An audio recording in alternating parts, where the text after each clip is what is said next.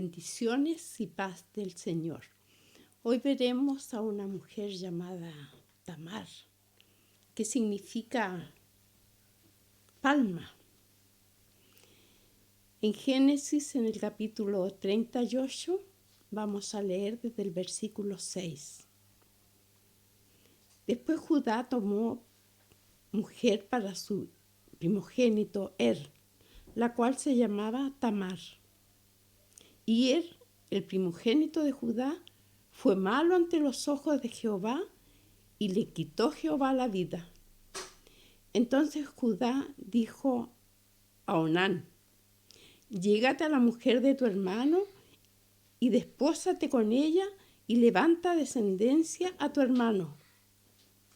Sabiendo Onán que la descendencia no había de ser suya, sucedía que cuando se llegaba a la mujer de su hermano, vertía en tierra, por no dar descendencia a su hermano.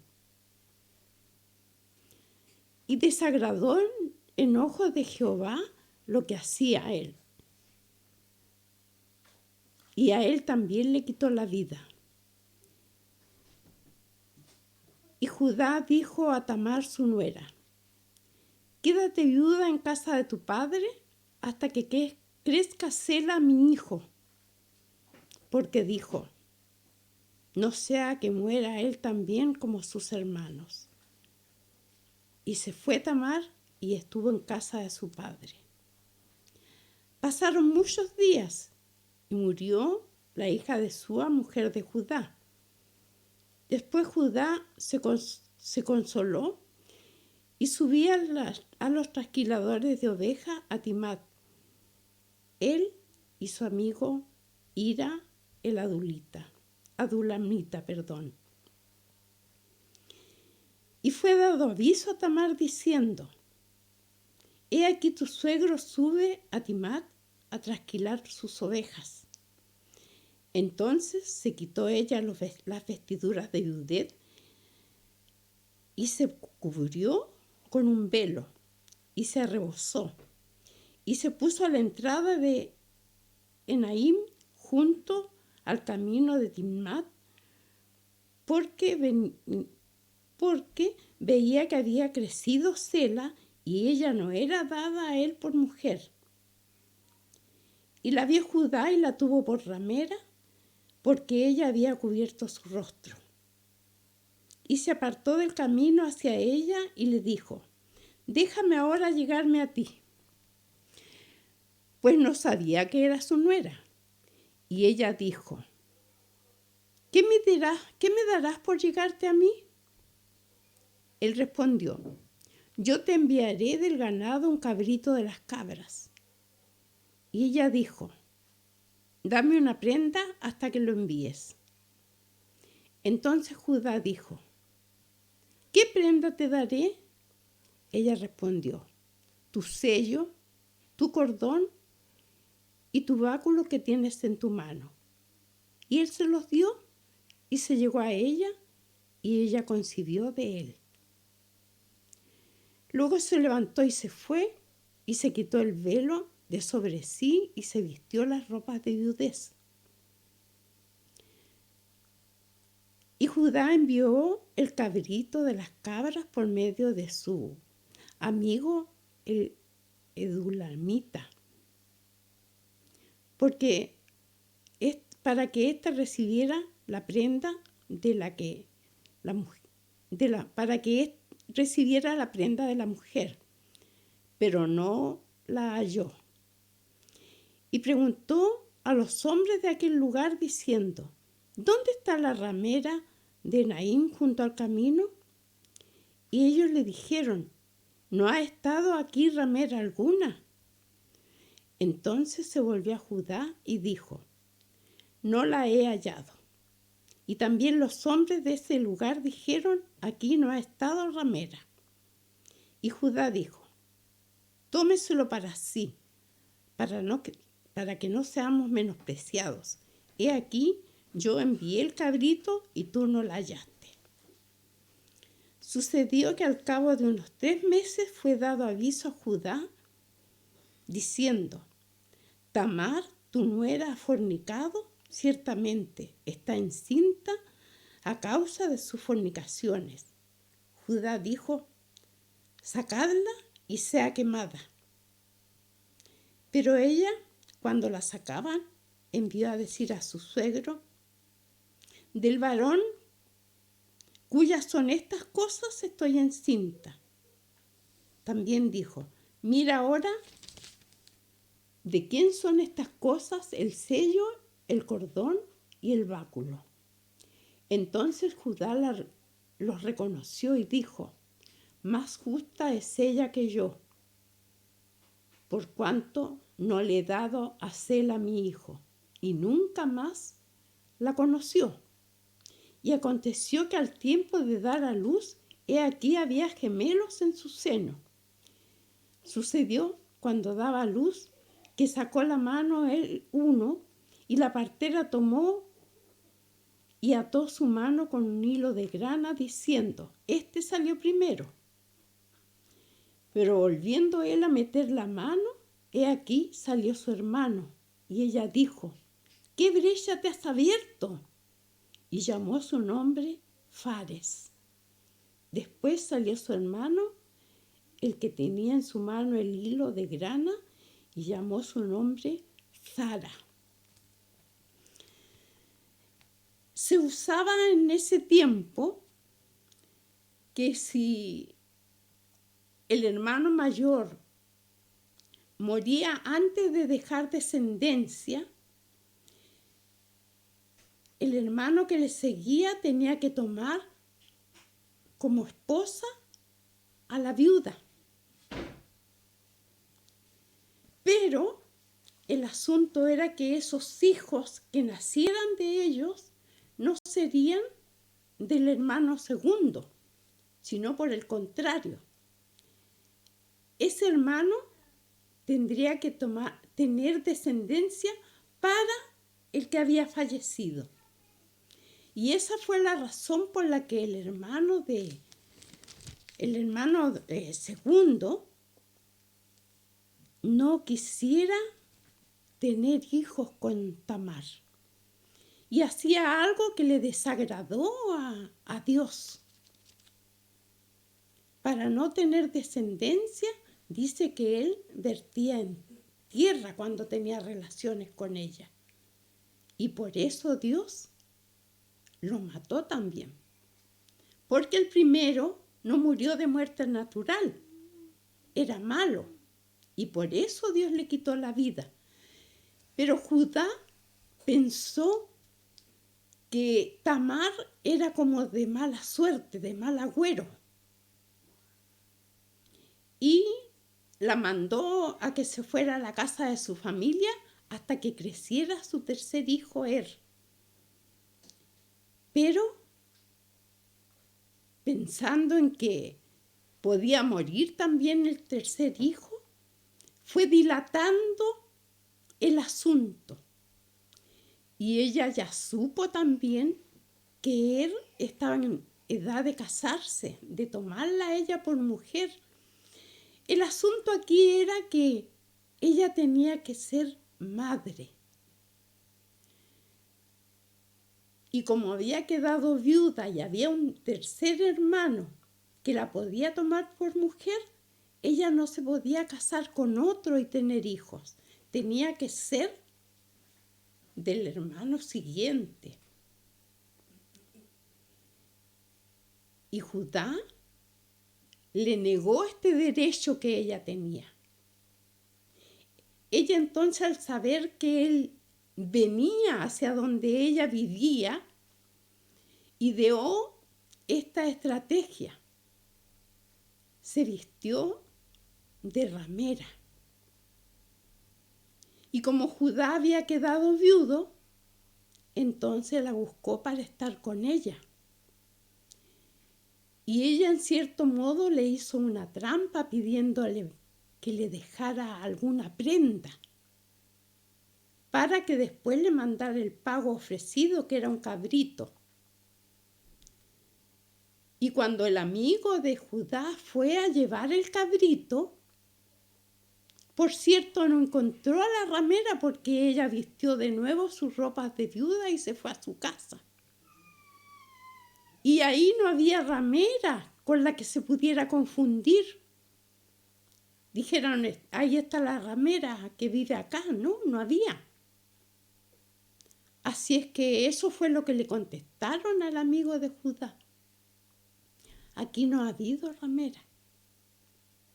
Entonces Judá, un poco como picado, dijo, bueno, que se deje esas cosas y no tengamos fama de tramposos nosotros. Le mandé el cabrito. Si no la encontraste, estamos bien.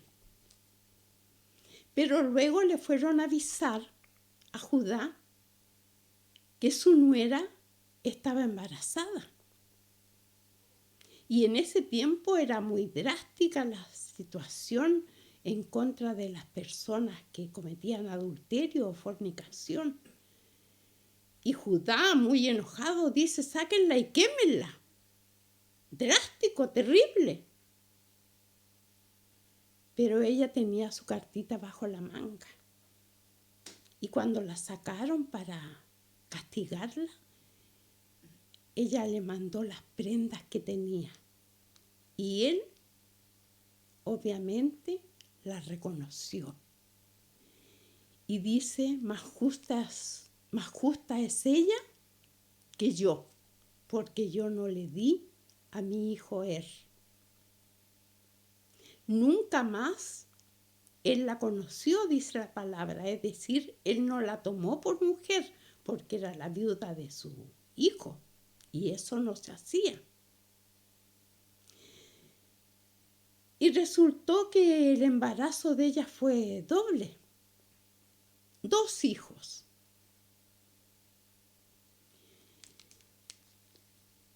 Uno sacó la mano primero, la partera le amarró un hilito rojo para decir, este salió primero, para identificarlo. Pero resulta que salió el otro, el que no había sacado la mano. No sé si el que sacó la mano estaba muy apurado por salir o fue un impulso nomás de la guagua de sacar la mano. Pero Judá entonces recibe a estos 2 hijos y a uno le pone por nombre Fares y el otro Zara, con Z. Y Fares llega a ser un hombre que entra en la genealogía de David. Y vemos en Ruth, en el capítulo 4,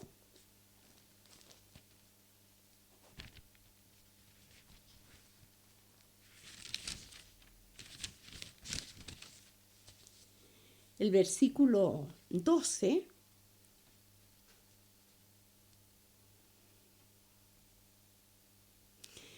las mujeres que felicitaban a Noemí le dicen, y sea tu casa como la casa de Fares, el que Tamar dio a luz a Judá, por la descendencia que de ese joven te dé Jehová.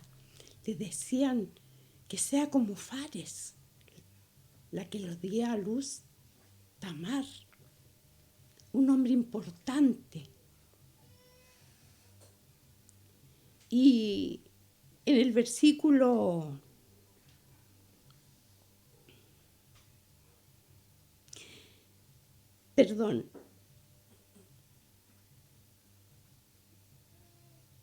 18 leemos, estas son las generaciones de Fares. Fares engendró a Esrom. Esrom engendró a Ramá engendró a Aminadab engendró a Naasón, Y Naasón engendró a Salmón, y Salmón engendró a Booz, y Booz engendró a Obed. Obed engendró a Isaí, e Isaí engendró a David. Este hijo de Tamar fue importante, muy importante. Fue tenido en cuenta en la familia de Judá como alguien importante. No se habla mayormente de los hijos de pero sí se nombra en la genealogía de Judá. Pero Fares es más importante que Esto es la historia de Tamar, una mujer que buscó justicia porque su suegro estaba siendo injusto con ella. Le estaba privando del derecho a ser madre, que era muy importante para las mujeres en aquella época. Ser madre era de gran estima, era de honra. Una mujer estéril, por el contrario, era una mujer menospreciada. Y ella estaba quedando como una mujer menospreciada ya que no tenía hijos. Pero no porque ella no los pudiera tener, sino porque su suegro había sido injusto con ella. Tenemos que saber que Dios nos hace justicia. Porque Tamar no se nombra en ningún momento en todo lo que hemos leído como una mala mujer. No se muestra como una mujer tramposa. Se muestra como una mujer que buscó justicia. Y Dios es un Dios justo, misericordioso y fiel. Y Tamar recibió la justicia y la fidelidad de Dios, porque el hecho que tuviera relaciones con Judá en una sola ocasión no le garantizaba a ella tener hijos, porque los hijos vienen de parte de Dios. Dios es el que determina el hijo que ha de nacer. Y Dios determinó que de Tamar naciera Fares y que fuera un hombre importante. Confiemos siempre en la justicia de Dios, en el amor de Dios, y que Dios no tiene por inocente al culpable, pero tampoco inculpa al inocente. Bendición. También vamos a ver a una muchacha que no tiene nombre. No se dice de ella cómo se llama, pero que hizo algo muy importante. Fue instrumento para sanidad y salvación de un hombre grande. No era un judío, no era un hebreo, no era del pueblo de Israel. Vamos a leer esta historia. Esta niña, como decía antes, no tiene nombre, pero tiene fe. Y tiene testimonio que dar. Leemos en el segundo libro de Reyes, en el capítulo 5, desde el 1, vamos a leer hasta el 18. Naamán, general del ejército del rey de Siria, era varón grande delante de su señor y lo tenía en alta estima, porque por medio de él había dado Jehová salvación a Siria. Era este hombre valeroso en extremo, pero leproso. y de Siria habían salido bandas armadas y habían llevado cautiva a la tierra de Israel a una muchacha, la cual servía a la mujer de Naamán. Esta dijo a su señora: si rogare mi señor al profeta que está en Samaria, él lo sanaría de la lepra.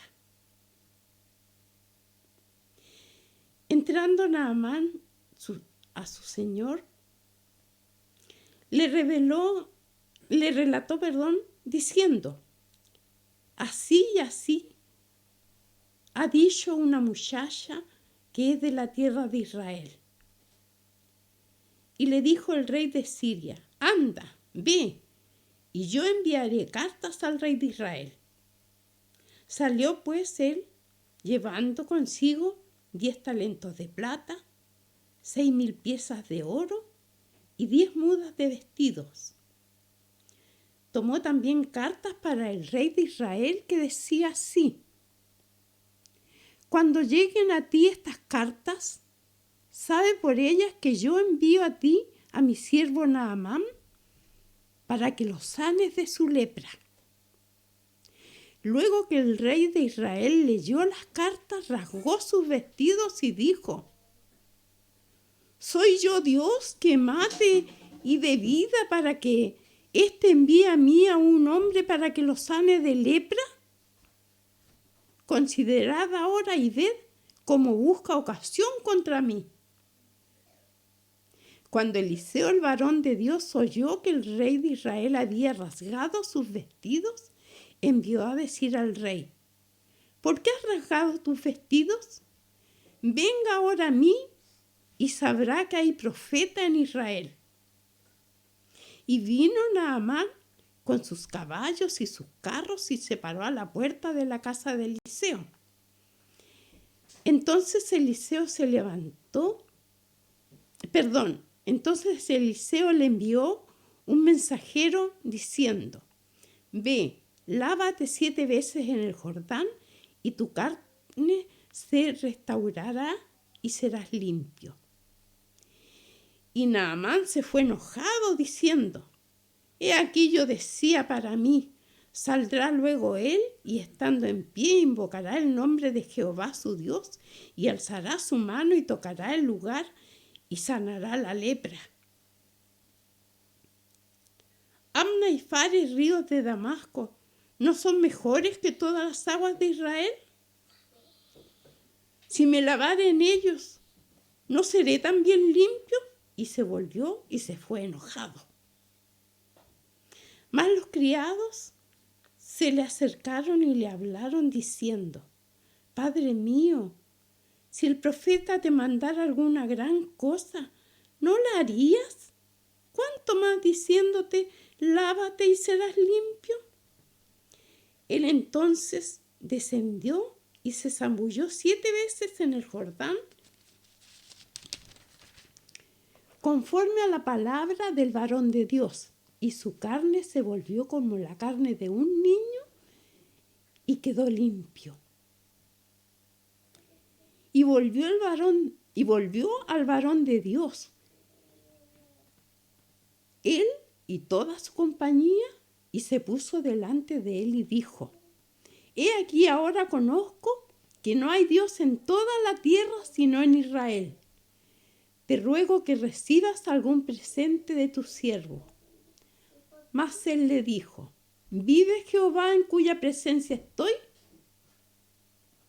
Que no lo aceptaré. Y le instaba que aceptara alguna cosa, pero él no quiso.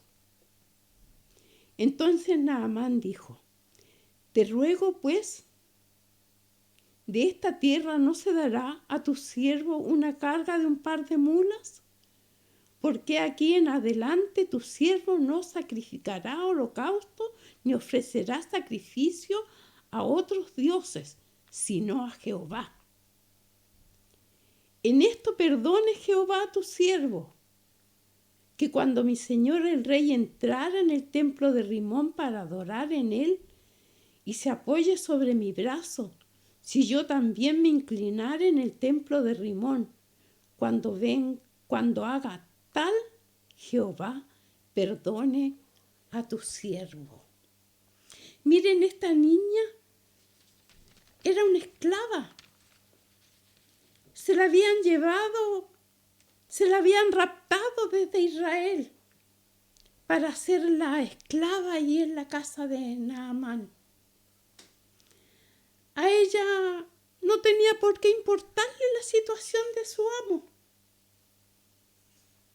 No la habían invitado ahí, no le pagaban un sueldo. Era una esclava,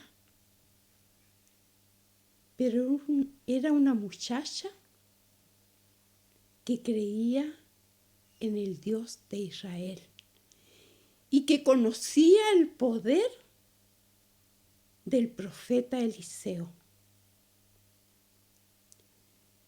y testificó lo que ella sabía. Y le dijo a su ama, si mi amo fuera al profeta Eliseo, él lo sanaría. Y Naamán tomó las cosas como muy militar, encuentro yo. Fue donde el rey y le comunicó lo que la muchacha le había dicho. Y buscó del rey cartas, o sea, también propuso que esto fuera políticamente importante en Israel. Y el rey de Siria escribe cartas al rey de Israel. O sea, la comunicación era de rey a rey. Pero la carta decía, te mando a mi siervo para que lo sanes de la lepra. El rey de Israel se espantó y dice, ¿pero qué se cree este? Si yo no soy Dios, que dé la vida y la quite y me manda a este hombre para que lo sane de lepra. No, este lo único que quiere es buscarme guerra. Esto es una provocación. Y rasgó sus vestidos. El rasgar los vestidos tenía que ver con humillación y también con impotencia en este caso. Y supo Eliseo lo que había hecho el rey. ¿Por qué rasgaste tus vestidos? ¿Acaso no hay profeta en Israel? Mándamelo a mí. Y para allá lo derivó el rey de Israel. Y el profeta ni siquiera salió a hablar con Naamán. Naamán era importantísimo en Siria, pero para el profeta no significaba nada. Pero de todas maneras, él le había dicho al rey, mándamelo a mí, porque hay profeta de Dios en Israel. Y le manda a decir, lávate 7 veces en el Jordán o zambúllese 7 veces en el Jordán y serás limpio. Naamán se sintió ofendido por la actitud del profeta. Él se imaginó que dado su cargo y su importancia, el profeta iba a salir, iba a hacer una ceremonia delante de él, iba a invocar a Jehová Dios, iba a tocar el lugar de la lepra, iba a hacer algo. Pero no hizo nada de lo que él esperaba. Y se fue enojado. Se sintió que lo habían humillado. Y dice que en Siria, en Damasco, hay mejores ríos. que los de Israel, así que ¿por qué si me lavo ahí no seré limpio igual? Así que no, se fue nomás. Se fue enojado y leproso. Pero sus siervos le dijeron, pero Padre mío, amo, si el profeta te hubiera mandado a hacer algo muy importante, ¿no lo hubieras hecho? Pero te dijo, lávate en el Jordán. ¿Por qué no hacerlo si es tan fácil? Y él pensó, vale la pena intentarlo. Y lo hizo. Y pasó lo que tenía que pasar, porque Dios poderoso tenía a su siervo, el profeta, hablando lo que debía hacer. Este hombre se maravilló y dice, vuelve donde el profeta y le ofrece presentes, porque traía presentes para darle regalos. Pero el profeta no quiso recibirle nada. Entonces Naamán pide tierra de Israel, 2 cargas de tierra que llevarían en unas mulas. Y hace un compromiso que él no iba a ofrecer holocaustos a ningún dios, sino a Jehová, el Dios de Israel. Para eso llevaba la tierra, que era representativa de la nación de Israel, del territorio de Israel. Y le dice, que me perdone Jehová, si cuando entro al templo de Rimón, el dios que tenían ellos, o al que adoraba el rey de él, y él tenía que entrar con el rey al templo de Rimón. Y obviamente, como su rey adoraba a Rimón, él también tenía que inclinarse ante el Dios de su rey, de su amo. Aunque no era un esclavo, pero era siervo del rey de Siria. Que me perdone Jehová si yo me inclino. Pero va a ser por cumplir con el rey, pero no de corazón.